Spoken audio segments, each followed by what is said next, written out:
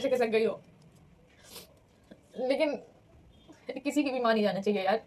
उस टाइम मुझे किसी की चिंता नहीं लग रही थी ना, मुझे अपने मरने की चिंता नहीं, अपने हस्बैंड की चिंता नहीं, उनका क्या हुआ क्या नहीं हुआ, मुझे सिर्फ अपने बच्चों का ख्याल था कि इनको मैं।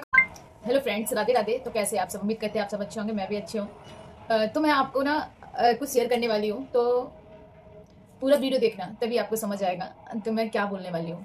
पता, आज मैं सो रही थी रात में, तो मुझे यार जो चीज़ हम सोचते भी नहीं है ना, और वो सपने में आ जाती है, ऐसा क्यों मुझे समझ नहीं आता। ऐसा नहीं होना चाहिए ना। ऐसा सपना तो ऐसे लगता है जैसे रियल हो, सब कुछ रियल लगता है। पता, मैं रात में सो रही थी तो मैंने क्या सपना देखा, बताते हुए भी ना मुंह से नहीं निकल रहा है।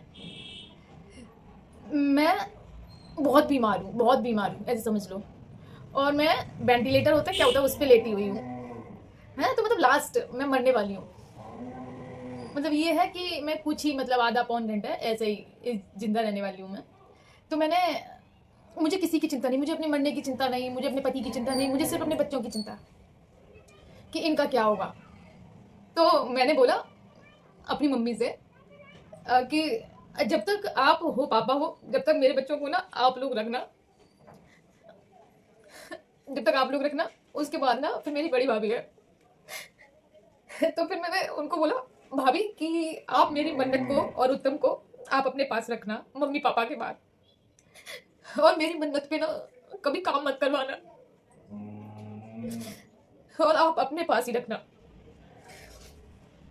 बिल्कुल, मतलब मैंने बोला जैसे सिद्धि और बाबू है ना, ऐसे मेरे बच्चों को प्यार देना आप। मुझे पता है कि मेरे बाद आप उनको प्यार दे सकती हो है, और मम्मी पापा के बाद, या मम्मी के बाद समझ लो, मैं विश्वास दूसरा करती हूँ तो भाभी पे करती हूँ। तो मैंने कहा इनके बाद आप ही इनका ख्याल रखना है।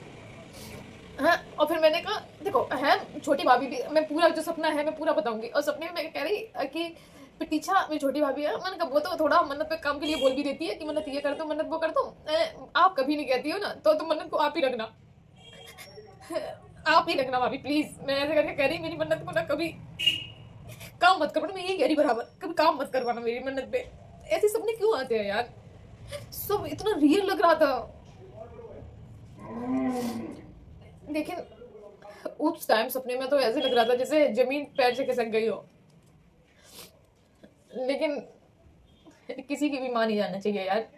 उस टाइम मुझे किसी की चिंता नहीं लग रही थी ना, मुझे अपने मरने की चिंता नहीं, अपने हस्बैंड की चिंता नहीं, उनका क्या हुआ क्या नहीं हुआ, मुझे सिर्फ अपने बच्चों का ख्याल था कि इनको मैं कहाँ देके जाऊं, किनके हाथों में देके जाऊं मैं इनको।